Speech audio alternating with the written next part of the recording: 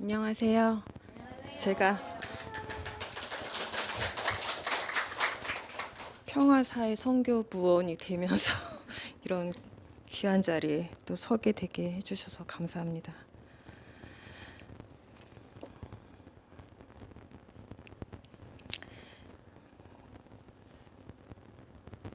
저는 올해 3월부터 몇 명의 교우님들과 성경 통독을 해보자는 의미에서 성경 읽기를 시작했어요.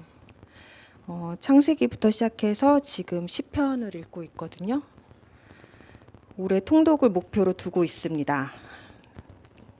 성경을 읽으면서 새로이 읽으니 알던 이야기도 새로이 보이고 그저 지나갔던 이야기도 눈길을 사로잡는 경험을 갖게 되기도 했습니다.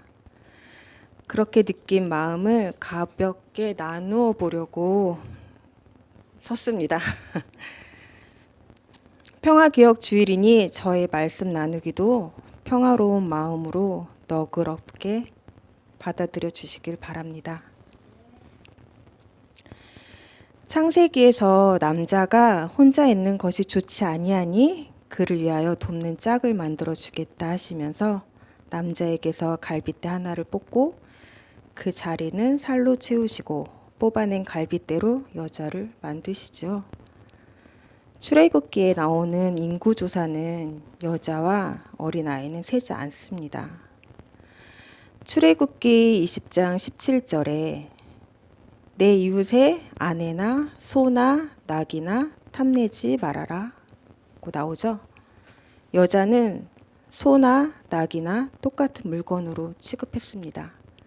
여자는 그저 소유물이었던 거죠. 욥기 25장 4절을 보게 되면 여자에게서 난 사람이 어찌 순결할 수 있겠느냐. 여자 같은 불순한 몸에서 나왔으니 순결할 게 뭐 있겠느냐. 그런 이야기도 나오죠. 신명기 5장 21절에도 내 이웃의 아내나 집이나 밭이나 소나 낙이나 등등 이렇게 식으로 나옵니다. 열왕기상의 솔로몬은 지혜로운 왕으로 우리 어렸을 때나 지금도 유아들에게 본받아야 하는 위인으로 유명하죠.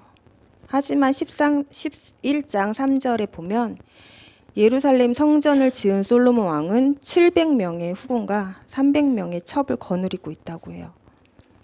물론 성서만이 그런 차별의 역사가 있는 것은 아닙니다.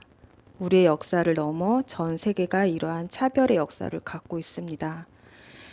여성의 역사는 그것을 극복하는 과정이 아닌가 하는 생각도 듭니다. 교회에선 여자와 아내는 순종의 덕목이고 여신도에는 음식을 만들고 교회를 꾸미는 역할이 다였습니다. 2000년 전에 차별적 언어가 교회에는 여전히 남아있는 것이죠. 들고양린에 오고 나서 그런 차별로부터 조금은 자유로워졌지만 여전히 몸에 배어있는 성 역할에 대한 고정된 생각과 소수자에 대한 이해 부족을 목격하게 됩니다. 저 역시 그런 고정된 의식이 아직도 깊게 남아있는 것을 느낍니다. 처음에 말씀 나누기를 어떻게 준비할지 고민하고 있는 중에 예수의 말씀에서 평화를 찾아보려 하던 중 오늘 함께 나눈 성서의 눈길이 멈췄습니다. 25절 말씀, 예수의 십자가 곁에는 예수의 어머니와 이모와 글로바의 아내 마리아와 막달라 사람 마리아가 서 있었다. 여러분은 예수님에게 이모가 있었다는 사실을 알고 계셨나요? 저는 이번에 처음 알게 되었습니다. 그도 그럴 것이 예수님이 십자가에서 돌아가시는 순간을 담은 이 장면에 쓰인 이모라는 존재를 기억하기란 힘들었을 겁니다. 예수의 어머니와 이모는 그 십자가 아래에서 어떤 마음이었을까요? 저희 아이들을 포함한 친정 식구들은 이모들이 돌아가며 키웠다고 해도 과언이 아닙니다. 저는 딸보다 찐 막내입니다. 아시는 분들은 아시겠지만 제가 딸 5명의 찐 막내딸이에요. 지금은 많은 분들이 부러워하시지만 저 어머니가 저를 임신한 이유는 제 위에 언니가 호칭 그대로 딸 이어서 아들을 낳아야 대를 잇는다는 아버지의 고집이었죠. 결국 딸이어서 저희 부모님은 성북동 아이가 없는 집으로 입양을 보내기로 마음 먹었었어요. 엄마는 울면서 옆집에 사시는 이모, 친동생은 아니지만 성북동에 식모일을 하시는 분이었거든요. 그래서 그분의 소개로 입양을 보내기로 마음을 먹고 함께 택시를 타고 출발했어요. 그걸 아버지가 막았다고 해서 저는 지금 이 자리에 서 있는 행운을 얻었죠. 만약 제가 성북동 부잣집으로 입양을 갔다면 어떻게 살고 있었을지 간혹 궁금할 때도 있었어요. 세상은 많이 좋아져 인구조사에는 들어갈 수 있었지만 호적에 쓰기엔 적절하지 않은 딸만 6, 그땐 6이었어요. 중간에 둘째 언니가 돌아가셨고, 그래서 아버지께서는 결국 외도를 해서 딸을 하나 더 낳고 끝내 아들을 얻었어요. 그분은 아이 둘을 키우시다가 아들이 돌되기 전 폐렴으로 돌아가셨죠. 딸과 아들이 우리 집에서 살게 되었어요. 어머니는 아버지와 그 둘을 왜 받아주셔야 했을까요? 어머니는 그래도 두 아이들을 키워주신다고 하셨어요. 하지만 아버지 사촌 누님들이 이건 아니라고 하시면서 그 딸은 해외로 입양이 되었어요. 그날 그 아이가 떠나던 날 엄청나게 울었던 기억이 납니다. 아들은 언니들이 업어 키우다시피 했어요. 그 아이가 어느새 40이 다 되었네요. 크게 성공하라고 지어주신 이름대로 크게 성공하기를 바라고 그렇게 되지 못하더라도 키워주신 어머니와 언니들에게 고마운 마음을 갖기를 바라고 있습니다. 아버지는 제가 중학교 2학년 때 뇌졸중으로 쓰러지셨어요. 그때부터 아버지의 경제활동은 더 이상 없었죠. 아버지의 경제활동이 끝나면서 힘이 없어지자 친구들은 위로의 말보다는 거봐라, 너 그렇게 살다가 뭐 그런 식으로 저주의 표현으로 더 이상 집에 찾아오는 일은 없었어요. 아버지는 돌아가시기 전까지 친구가 없었어요. 욥의 고통을 바라보며 신앙을 꾸짖는 친구조차 없었던 것이죠. 아프신 아버지와 딸 5, 아들 하나의 7 식구를 어머니 혼자 온전히 챙기셨습니다. 아프신 이후에 자존감이 떨어져서 그랬는지 아버지는 가부장적인 태도가 더 심해졌어요. 집안의 평화를 지키는 것은 그런 아버지의 비율을 맞추는 어머니와 저희 딸들의 몫이었죠. 요한복음을 쓴 공동체는 예수께서 어머니에게 부탁받은 제자를 조명합니다.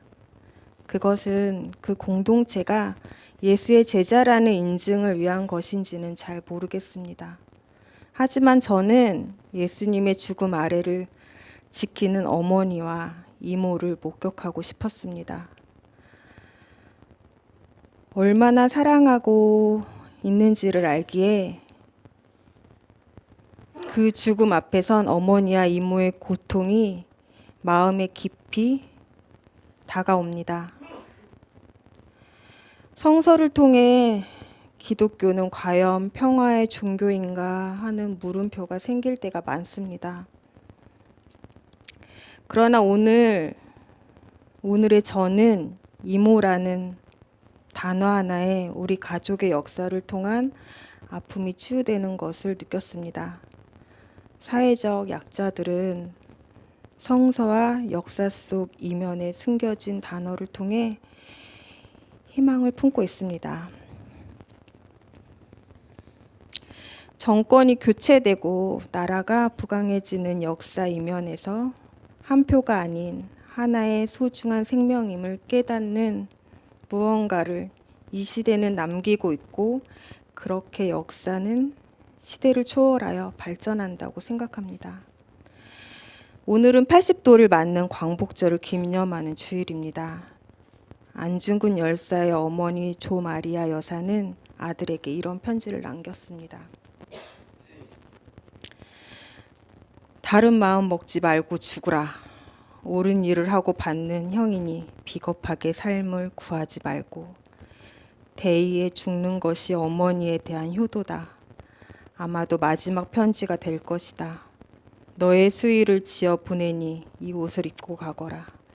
어미는 현세에서 제외하길 기대하지 않으니 다음 세상에는 선량한 천부의 아들이 되어 이 세상에 나오너라. 안중근 열사가 사형을 당하기 전 어머니에게 남긴 편지도 읽어드리겠습니다.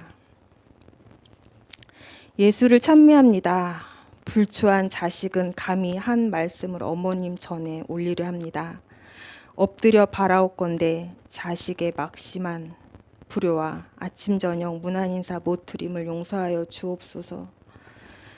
이 이슬과도 같은 허무한 세상에서 감정에 이기지 못하고 이 불초자를 너무나 생각해 주시니 훗날 영원의 천당에서 만나 배울 것을 바라오며 또 기도하옵니다.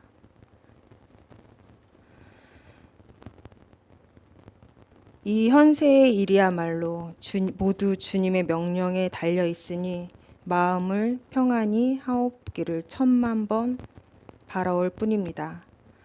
분도는 장차 신부가 되게 하여 주기를 희망하오며 후일에도 잊지 마옵시고 천주께 바치도록 키워주십시오. 이상이 대요이며 그 밖에도 들을 말씀은 허다하오나 후일 천당에서 기쁘게 만나 뵈온 뒤 누누이 말씀드리겠습니다. 위아래 여러분께 문안도 드리지 못하오니 반드시 꼭 주교님을 전심으로 신앙하시어 후일 천당에서 기쁘게 만나 뵈었겠다고 전해 주시기 바라옵니다. 이 세상의 여러 가지 일은 정근과 공군에게 드려주시옵고 배려를 거두시고 마음 편안히 지내시옵소서. 아들 도마올림.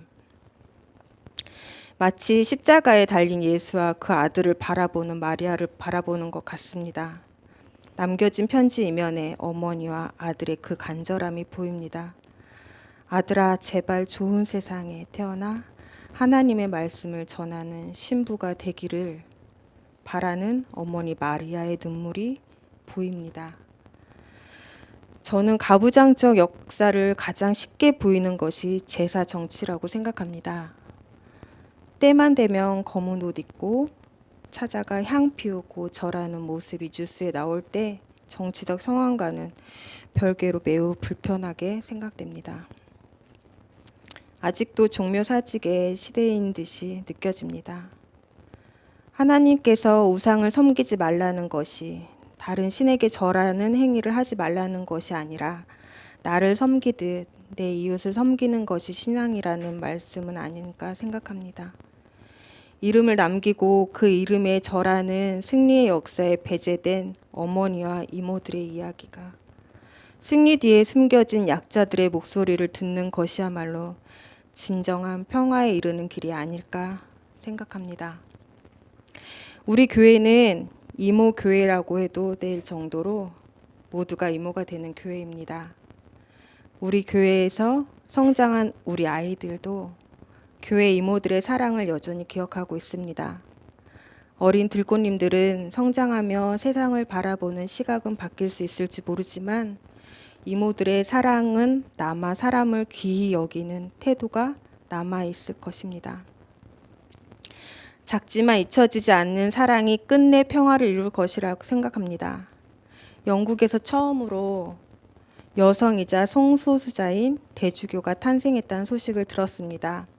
체리반 몬모스 주교가 주인공인데요.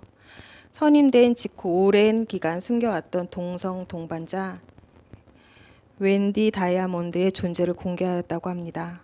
언론 인터뷰에서 반대주교는 여성 성직자로 인정받기 위해 수십 년 동안 자신의 성적 지향을 비밀에 붙였답니다. 그는 아침에 일어났을 때 신문 일면에 성 정체성이 폭로될까 걱정했다며 잉글랜드 시절에는 내가 집에서 모임이 있을 때 웬디는 위층에 숨어 있어야 했다고 하네요.